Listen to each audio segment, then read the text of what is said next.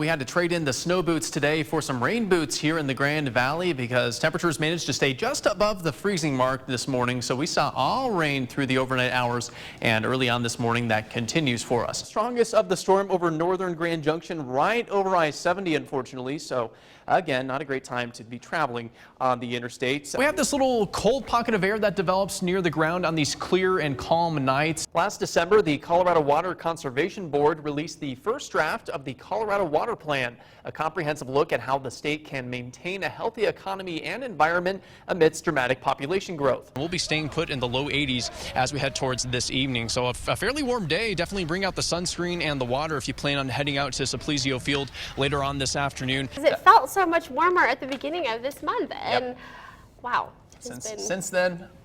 Yeah, that's a little bit of pea-sized hail in my hand. That just fell at the studio not 5 to 10 minutes ago. The storm has coming past here at the station for the time being, but the thunderstorm continues to enter the Grand Valley. Problem is, this buy and dry strategy has devastated Eastern Plains communities in the past. On top of that, global warming is requiring farmers to use more water than they've ever used before. Those areas such as Glenwood Springs, Aspen, maybe even Rifle could see some freezing rain this morning, and freezing rain leads to just terrible road conditions. 64-hour overnight low, so pretty nice conditions if you plan on going camping this evening, and it's going to be good outdoor weather for really this entire weekend. The rest of us will clear on out here and shouldn't be in store for another nice morning just like yesterday morning, but just like yesterday afternoon, we're going to see some more scattered showers and thunderstorms pop up, mainly thanks to this system. That kind of helped to develop that low-level cloud cover we had here in the valley early this morning, and we really didn't get rid of that until about 10 or 10:30.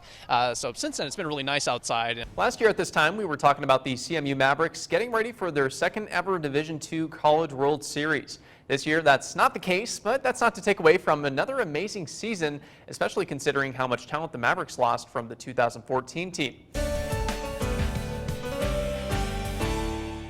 All right, welcome back, everyone. It just started raining pretty hard here at the station, and here's kind of the reason why. We have a few thunderstorms that are developing on the Uncompahgre Plateau and then rolling in from the west to the east, and we'll continue to see that throughout this afternoon, not only in the Grand Valley, but across much of the western slope. Here's a look at the big picture. Earlier this morning, we were dealing with some mountain snowfall. Most of that has switched over to rain, so not as much of a threat this afternoon. The Eastern Plains were dealing with heavy rainfall. A lot of that has cleared out, but before it did, it caused some flash flooding in that portion of the state. And now the focus shifts to the western slope, where we're seeing quite a few showers and thunderstorms developing across the region, and that's going to hang around for at least the next several hours. So here's the latest. We're going to start down south here toward the Highway 50 corridor near Olathe, where we have a strong thunderstorm that has developed, and that's moving to the northeast here. A special weather statement has been issued by the National Weather Service for this particular thunderstorm because it could produce half-inch size hail as well as winds in excess of 30 miles per hour. Again, that's tracking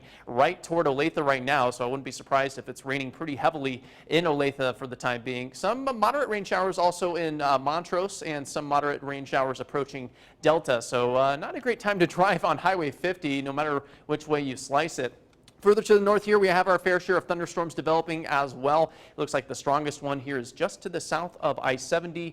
This storm produced 0.7-inch sized hail about 20 minutes ago, 2 miles south of DeBeck, and that continues to track to the north and east. So folks traveling on I-70 will probably run into some heavy rainfall, maybe some small hail as well. And to the Grand Valley here, we're starting to see those light to moderate rain showers enter the Grand Valley. We've seen a few moderate to strong thunderstorms develop on the plateau. Those have kind of died as they've entered the Grand Valley, though, but it is possible that those could hold together and give us, again, some heavy rainfall, strong winds, small hail, and lightning are all possible with these thunderstorms that are rolling through the western slope this afternoon. So obviously another busy day for us here across western Colorado. Futurecast shows the scattered showers hanging around for the next several hours, but by around 6 o'clock, we'll start to see conditions calm down just a little bit, and by sunset, the majority of us are going to be drying out and begin to clear out as this latest storm system clears on out of here. Current temperatures are sitting in the mid-50s from Grand Junction through Montrose and Rifle, still 48 in Glenwood Springs, so well below average for this time of the year temperature-wise. And Grand Junction is only going to climb to 64 this afternoon. Our normal highs should be in the mid to upper 70s, but I can't remember the last time we reached that mark. So still remaining well below average for this time of the year. And again, we're going to clear out and dry out later tonight. That will allow our temperatures to fall to 44 degrees overnight. Wednesday looks like the day to be outside if you have the itch to get outside, since we haven't had too many opportunities lately. Will be mostly dry, mostly sunny, and highs returning back to the 70s. We'll stay in the 70s for the next couple of days, but those thunderstorm chances return on Thursday, and unfortunately it looks like those are going to hang around through the Memorial Day weekend.